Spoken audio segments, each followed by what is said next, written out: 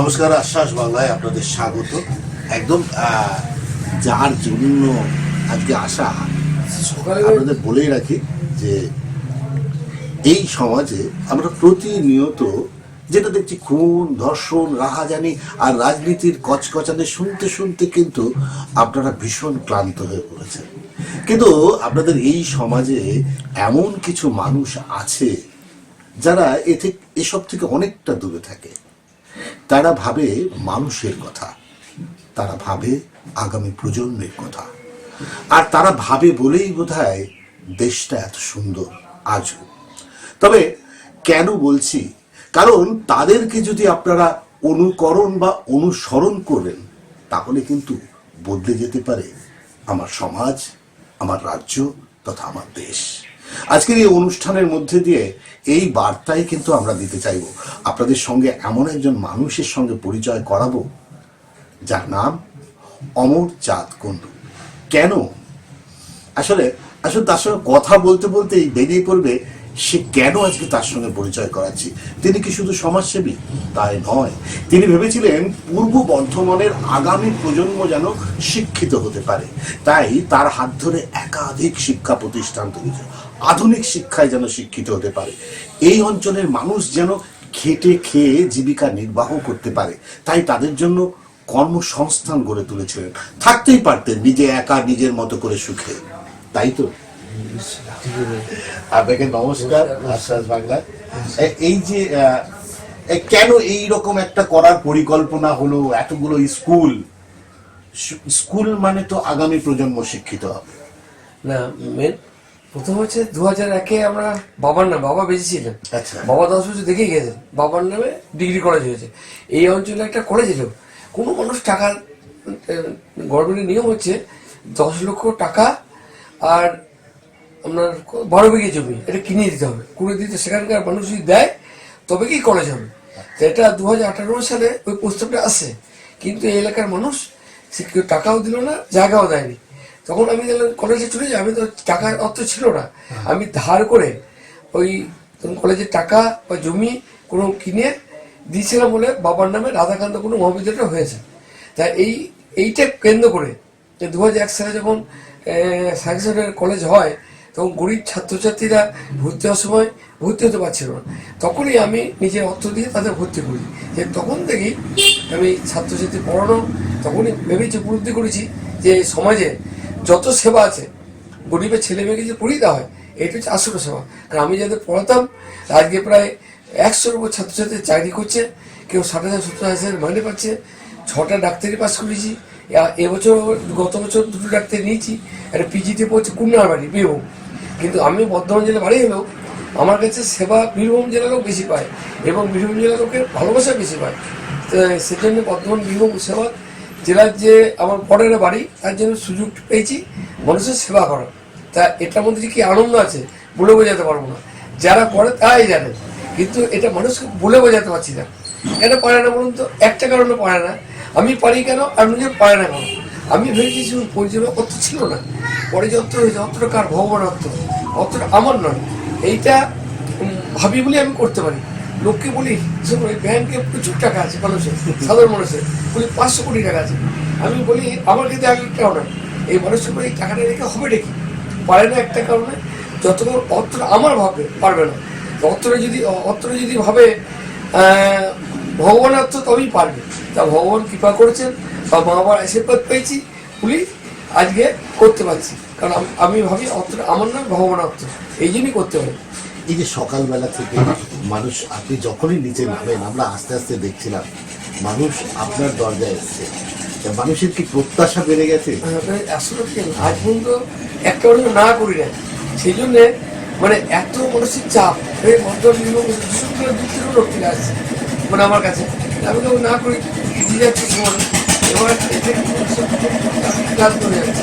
আমি ভাবছি একটা কমিটি করেছি, কমিটি চেষ্টা করেছি কিছু লোককে ভাব দেবো, আমি অর্থটা দিয়ে যাবো লোকের মাধ্যমে, এটা যাতে পায় মানুষ সেবা পায় বা আমার অবর্তমানও যাতে সেবাটা চলে, তার জন্য ব্যবস্থা করে দিয়ে যাচ্ছে। একটা কাজ করেছি যে কাছে টাকা মজুরি রাখবো,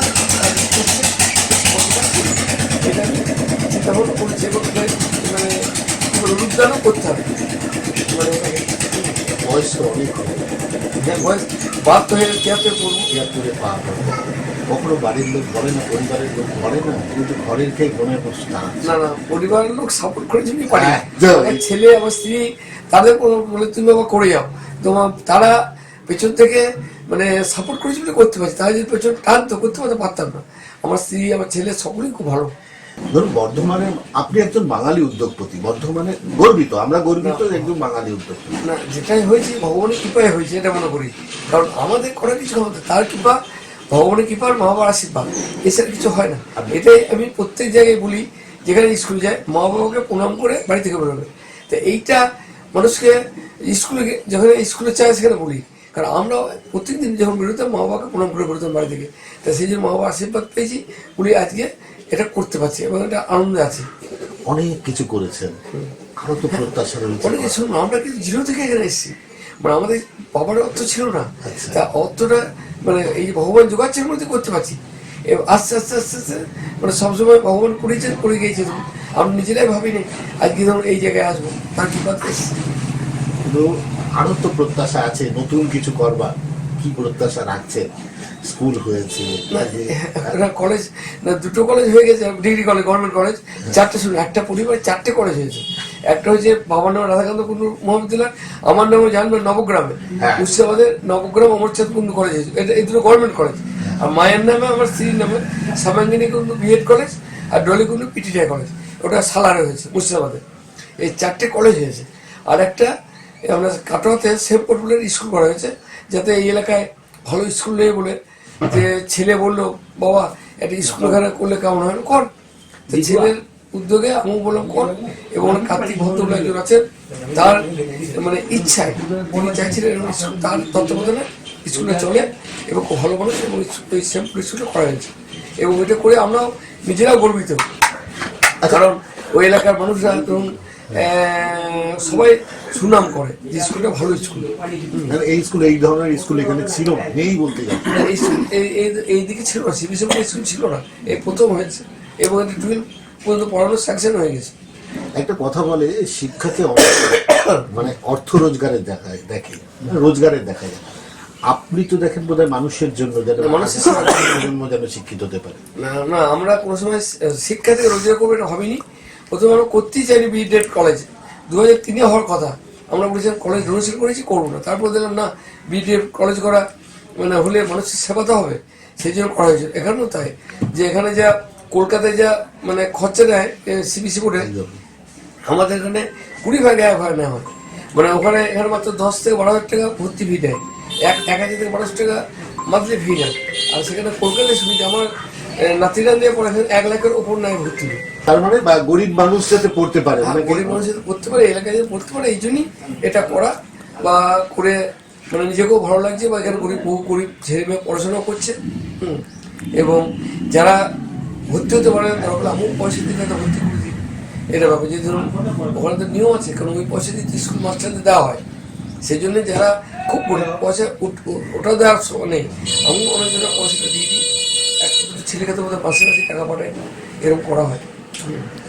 আপনাদের জানিয়ে রাখি, হয়তো মন্দিরে সবাই যায়, মন্দিরে যায় ভগবানের কাছে প্রার্থনা করে, তার চাওয়া পাওয়া নিয়ে প্রার্থনা করে, ভালো থাকার প্রার্থনা করে। আর এই অঞ্চলে অমরবাবুর কাছে এসে যে প্রার্থনা করে সেটা কি ভগবানই পাইয়ে দেয় তাদেরকে? না না, আমি ভগবান, আমি কিন্তু প্রার্থনা করি ভগবান সকলের জন্য ভালো থাকে, কারণ এইটা আমি বক্তব্য বলি বহু জায়গায় যে আপনারা নিজের জন্য চাইবেন না, কারণ সকলের জন্য চাইলে সকলের মধ্যে পড়ে যাবো, সকলের জন্য যদি চানো হয় সকলের মধ্যে আমরা পড়ে যাবো। সেই জন্য আমি মানুষকে বলি যে নিজের ছেলে নিজের মেয়ে ভালো থাকুক, বলবে না ছেলে মেয়ে ভালো থাকে, সকলে যেন ভালো থাকে, সকলে ভালো থাকলে তবেই ভালো থাকা যাবে, আমি এটা মনে করি।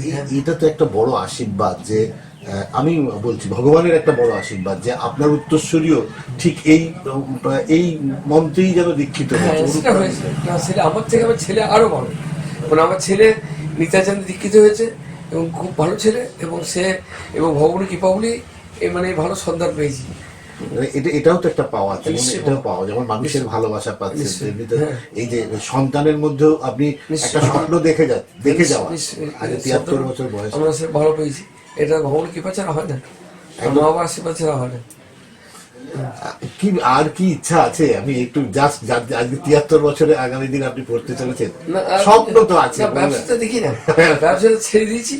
এখন ধরুন মানুষের সমস্যা নিয়ে ঘুরে বেড়ায়, এই সমস্যাপাতি থেকে যাবো বাকি জীবনটা। আর ওই আমার ট্রাস্টিতে 5 কোটি টাকা রেখে দেওয়ার ইচ্ছা আছে, যাতে ওই টাকাটা ইন্টারেস্টে যেন মৃত্যুর আগে অন্তত করে যাওয়ার ইচ্ছা আছে। 5 কোটি টাকা, ওই 5 কোটি ইন্টারেস্টে যেন আমি যেমন করে যাচ্ছি, এটা যে সমাজে বদল বিরূপ যেন মানুষের যেন থাকে, এটা মানে পায়, এইটা আমার ইচ্ছা।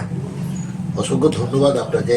আমি আশ্বাস বাংলার তরফ থেকে আপনাকে নমস্কার জানাই। আপনার মতো মানুষ যারা আছে, এই বাংলার সমস্ত মানুষকে বলছি, এই মানুষগুলো দীর্ঘ আয়ু হোক, কারণ এই মানুষগুলো যদি আমাদের সমাজে থাকে তাহলে সমৃদ্ধ হবে আমাদের সমাজ, সমৃদ্ধ হবে আমাদের রাজ্য। আর সবচেয়ে বড় কথা, আপনি হয়তো অতুল বাবুর মতো হতে পারবেন না, অমরচাঁদ বাবুর মতো হতে পারবেন না, কিন্তু চেষ্টা তো করতে পারেন একটা আর্ত মানুষের পাশে, একটা দরিদ্র মানুষ যে পড়তে পারছে না তার পাশে দাঁড়াবার।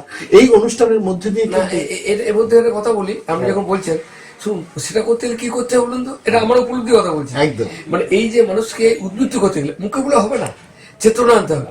কারণ মানুষ আমার চোখে 95% পশুত্ব জীবনযাপন করছে। দেখুন একটা পশু যেভাবে জীবনযাপন করছে, মানুষও ঠিক তাই। মানুষ একটা এক্সট্রা কাজ করে, কি করে বলুন তো, মানুষ রোজগার করে ছুটি গিয়ে খায় দেয়, নিজে উদ্বুদ্ধ হতে ছুটি গিয়ে ব্যাংকে জমা করে।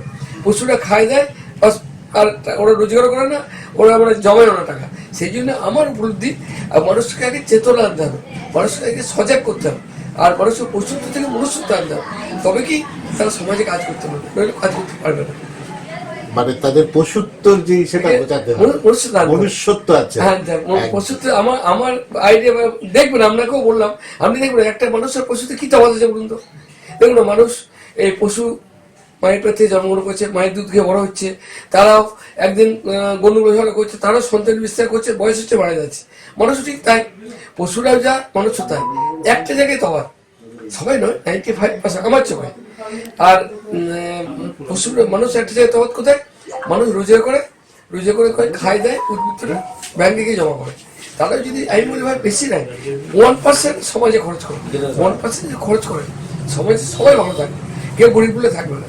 কিন্তু সেইটা মানুষকে চেতনা আনতে পারছি না।